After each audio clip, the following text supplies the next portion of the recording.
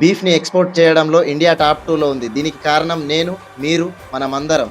మీరు జీర్ణించుకోలేని నిజాన్ని చెప్తున్నాను. వీడియోను అందరికీ షేర్ చేయండి. మిల్క్ ప్రొడక్షన్‌లో ఇండియా టాప్ 1లో ఉంది. ఇండియాలో daily 248 million tons milk production జరుగుతుంది. మన దగ్గర 19.3 సీఆర్ ఆవులు, 11 సీఆర్ గేదెలు ఉన్నాయి. 365 డేస్ ఇండియాలో ఉన్న మిల్క్ డిమాండ్ వల్ల ఆవులకి, గేదెలకి ఆక్సిటోసిన్ అనే హార్మోనల్ ఇంజెక్షన్ ఇచ్చి వీటిని ఓన్లీ మిల్క్ ప్రొడక్షన్ మిషన్స్ కంటే దారుణంగా వాడుతున్నారు. ఈ ప్రాసెస్ లో అవి భరించలేని నొప్పిని అనుభవిస్తాయి. వన్స్ మిల్క్ ఇవ్వడం ఆపేశాయి అనుకోండి, ఇప్పుడు అసలైన గేమ్ స్టార్ట్ అవుతుంది. డైరీ ఇండస్ట్రీ, బీఫ్ ఇండస్ట్రీ ఒక కాయిన్ కి 2 సైడ్స్ లాంటివి. గేదెలని లీగల్ గా, ఆవులని ఇల్లీగల్ గా కటింగ్ కి సప్లై చేయడం జరుగుతుంది. ఒకవేళ అక్రమంగా తరలిస్తున్న గోవులను పట్టుకున్న లాభం లేదు. వాటి సంఖ్య ఎక్కువగా ఉండటం వల్ల వాటిని అలాగే రోడ్ పైన వదిలేస్తారు.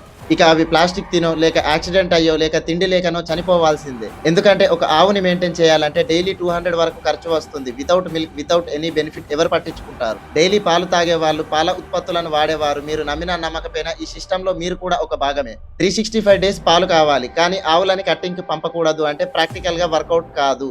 ఎందుకంటే ఆవు గోమాత అన్నది వెనుకటి మాట. ఆవుని టార్చర్ చేసి తల్లిపాలు తాగి రొమ్ము మీద తన్నే రోజులివి. ఇక్కడ న్యాయం, ధర్మం ఏది నిలబడదు. గవర్నమెంట్ కైనా, మీకైనా, నాకైనా, ఎవ్వరికైనా ఎవ్రీథింగ్ ఈజ్ ఎ బిజినెస్.